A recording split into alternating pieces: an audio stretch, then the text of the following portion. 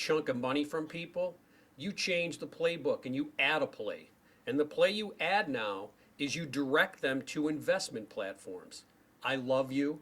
Not only do I love you, it's now I would like you to be involved. I've made money off of these various platforms, cryptocurrency platforms, and I want to share those with you.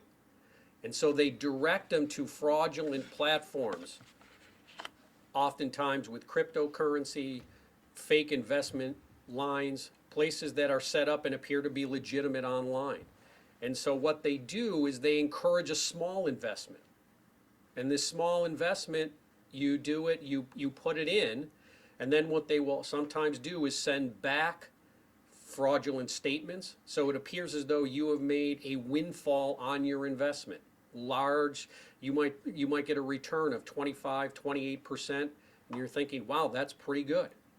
But you think that's enough to show the people and take them in more and build that line of trust. Oftentimes what they will do at that point then is encourage the person they're communicating with to take a small withdrawal, to give them this false sense that this in fact is a legitimate investment that you can make, and they have shared it with you. And so what does it do? It entices people more to invest more and more and more. And we have seen circumstances where people have used their credit cards and taken an online advance or an advance on their credit card and invested into these scams. And what happens is there comes a point in time after numerous investments are made, false statements are done, and that sense of security is built. All of a sudden, all the communications end, the platform of which all the money has been sent, that website's gone, taken down, and the person is out of their money completely.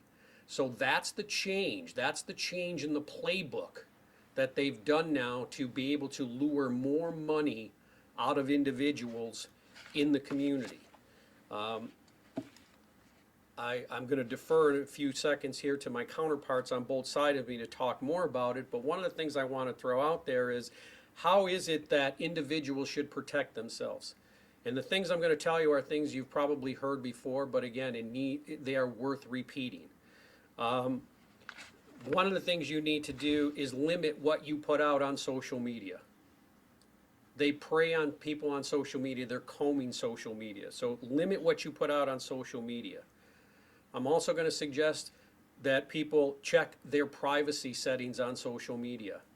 Privacy settings on social media, oftentimes people leave very open, and that allows a perpetrator to gain access to your information. I would also suggest that you don't respond to wrong number texts. Oftentimes you will get a text from a number and it'll be, hey, so-and-so, I want you to, and you might respond. I would encourage you not to respond to wrong number texts. Obviously, the most obviously is don't engage in online money requests or information. If you decide to invest, again, not all online investments are fraudulent. I would just encourage folks that if they are going to invest online or someone recommends an investment online, that you do as much due diligence as you can on your part to make sure that investment is legitimate. And lastly, trust your instincts. If it doesn't smell right or feel right, it probably isn't right. So those are things that you need to do or folks need to do to protect themselves.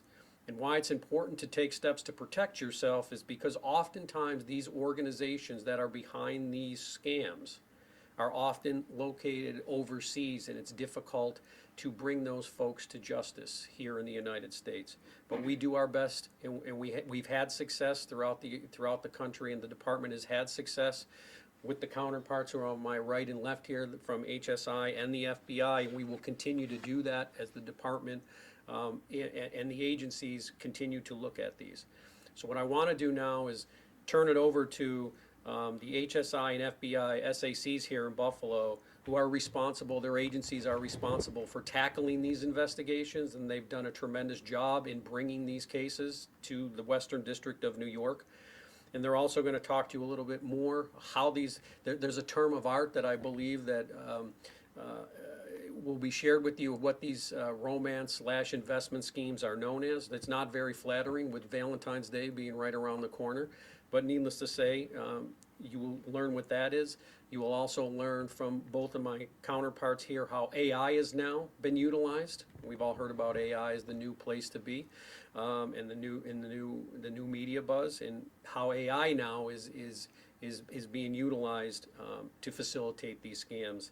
And lastly, they will both share with you what should be done and what you can do should you or someone that you believe is part of or has been part of such a scam. So right now, I'll turn it over to Erin Keegan from HSI, and she can address you. Thank you, Mike, and good morning. My name is Erin Keegan. I am the Special Agent in charge for Homeland Security Investigations in Buffalo. With Valentine's Day quickly approaching, many might be seeking connection and companionship online. Unfortunately, this season also brings an increased risk of romance scams, one of the most ruthless being the scam referred to as pig butchering. The name is as disturbing as the crime itself. These scams are not just financial crimes. They are calculated attacks on people's trust, emotions, and livelihoods. Criminals, also often posing as caring partners, will solicit victims on various platforms, as Mike mentioned. They'll send you text messages or Facebook messages. They want to connect on dating sites, or they solicit through online investment platforms. This scam's name comes from the way that these predators fatten up their victims, encouraging larger and larger investments before slaughtering their hopes and stealing every dollar. This matters to all of us. The reality is these scams target everyday people and anyone can be a victim. Victims have lost life savings, taken out loans, and involved family members and friends, all because they believed they were investing in a trusted partnership. The emotional toll is significant, and many victims feel embarrassed or ashamed, making it harder to come forward. The HSI mission establishes a robust framework to combat pig butchering financial fraud. By harnessing cutting-edge technology, strengthening public-private partnerships, and deepening international cooperation, HSI, in conjunction with our federal, state, and local partners in the Western District of New York, is leading efforts to disrupt transnational criminal organizations, protect victims, and preserve the integrity of financial systems. These coordinated actions reinforce HSI's commitment to addressing complex financial crimes and safeguarding national security. If you think you or someone you know has been targeted, act quickly. Time is of the essence in these cases. Stop all contact with the scammer, talk to someone you trust, and report it to law enforcement or the FTC immediately. Never send money to someone you've only met online. Like Mike said, if it seems too good to be true, it probably is. Thank you, Mike. Yep. Good morning. I'm Philip Tahira, Special Agent in charge at the FBI's Buffalo Field Office. February is a great opportunity to share awareness about confidence fraud and romance scams. However, these scams happen all the time and all too often. That's why we're here today, so you and your loved ones do not become victimized financially or emotionally. You've heard examples of romance scams, but there are new concerns. Artificial intelligence, AI, is being used in various ways. Criminals exploit generative AI to commit fraud on a larger scale, which makes their schemes even more believable. Scammers utilize AI, realistic images, and create fake social media profiles to convince victims they are speaking to a real person. Criminals use generative AI tools to assist with language translations, to limit grammatical or spelling errors for foreign criminal actors targeting U.S. victims. There's a lot to remember when meeting people online. Let's discuss the economic impact of romance scams. Romance and confident fraud scams have resulted in one of the highest amounts of financial losses when compared to other internet-facilitated crimes. In 2024, confidence and romance scam victims reported losses of approximately over $672 million. This is according to the FBI's Internet Crime Complaint Center, commonly referred to as IC3. According to the IC3, in 2024, approximately 59,000 Americans fell victim to various scams and fraud schemes. A significant number of these scams focused on emotional manipulation, from romance-related scams, and increasingly from investment fraud. Unfortunately, there are many cases that go unreported to the FBI or other law enforcement. Many times, victims are emotionally attached to the individual with whom they believe they are in a relationship with. They may also feel embarrassed or too humiliated to share their victimization with anyone. Regardless of the scenario, the FBI strongly encourages anyone who has been victimized by this fraud or unsuccessfully targeted to report it. If you suspect an online relationship is a scam, stop all contact immediately. If you have already sent money, immediately report any transfer of funds to your financial institution. You can also file a complaint with the FBI's IC3, which you can reach at www.ic3.gov. And also, be sure to contact your local field office or law enforcement agency. The more information the FBI has, the better we can protect people from these frauds in the future. Thank you. Open up if anybody has any questions. Yeah, you mentioned how these can be difficult to investigate. Can you just expand on why that is? Without going too far into the weeds, is sometimes these criminal organizations are based in countries that aren't friendly to the United States, and so they're not inclined to encourage or turn over folks that do that, and it makes it difficult. So that's one of the reasons why it's important that people take the appropriate steps to protect themselves, because at the end of the day, we might be able to identify who that person is, but we'll be able to bring them here. We will take every effort and step, as my counterparts will do, to bring that person here, but we have to operate within the confines of other countries' laws and regulations as well. So it's very important, and I will just add to the fact that oftentimes we've recently had a couple civil recoveries where we've been able to trace the money to an account that's based here in the United States, and we have taken civil action to seize that account, knowing that there's been fraudulent proceeds deposited in there, and we've taken the initial step or the aggressive step to at least lock the money down and then secure that account and then try to get as much money back to the victims as we can, who we know were the victims whose money ended up into that account. How much are you seeing here in Western New York in your district? I mean, the city of Buffalo is very poor, poverty-driven. Are those people preyed on more because of the poverty that they can invest and make? I think what I'll defer to my partners here, because they're on the front end of it. I get it, as you know, once the case is being built, I get it, but I guess I'll defer to my agency counterparts as to, what general areas are we seeing a major uptick here? So for HSI specifically, since our fiscal year 2023 until the present, we have intercepted or otherwise disrupted approximately $10 million in funds that were involved in some of these scams. And I would say, like we mentioned earlier, anyone can be a victim.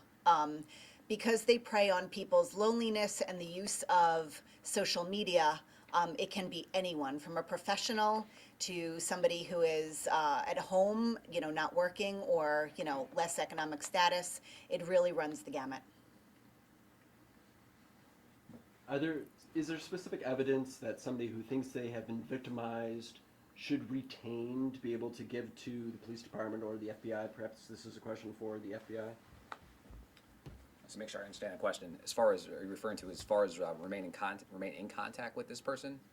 Is that the question? If I'm a victim, what evidence should I retain to be able to give over to law enforcement to help law enforcement do their job? Yeah, absolutely. Thank you for the question and for the clarification. So if you're a victim of one of these crimes, and let's say you send money, for example, the evidence is going to be the transaction, and the transactions either then come through via the financial institutions that we can go ahead and get through via legal process or consent. And if it's paid in different ways, anything that would highlight the transaction to indicate the amount and the destination of the monies going somewhere would be what we want to know and what we would like to have to kind of start our investigation. You talked about the AI issue. What else can we do to protect ourselves? I mean, you know, we're watched and surveilled in stores and places, I mean, things where, if they could hack into photos of us and just. Yeah, this was such an open topic. It really is, and we talked about the different areas of opportunity is what it really is, and whether it's somebody that comes from a low income situation or high income situation, the people that generally are doing these targeting, any money is better than no money, right? So they're looking for an opportunity of somebody who is lonely, somebody who thinks they're developing a relationship, and they're leveraging that. And with the artificial intelligence, it allows people in foreign countries who may in the past had issues with language, where there was grammatical errors in sentences, and it was obvious that maybe this wasn't a person that was located in the United States. Now it's very fluid. And so, as far as protections, it's like Mike said, if it seems too good to be true, it probably is. One of the things too is with crypto ATMs. So you definitely see an increase with the elderly community a little bit more so. People who have life savings, people who have worked all their lives, who have savings, definitely being targeted, and seeing those individuals walking into grocery stores or walking into other locations, putting dollars into a machine to send. Right? To me that's a red flag if I'm grocery shopping and I see somebody doing that. Just because the transaction fees are pretty significant, so it's not what normally you would probably do. But definitely looking for targeted opportunities. So if somebody's saying, "Hey, send money somewhere," do you really know that person on the other end of that conversation? And just the last thing, we emphasize this for all victim crimes, especially financial crimes. Oftentimes, what we realized, we threw out statistics. We thought it was estimated in 2024, 59,000 people fell victim to this, and you've heard millions of dollars that have been lost. That's what we have information on.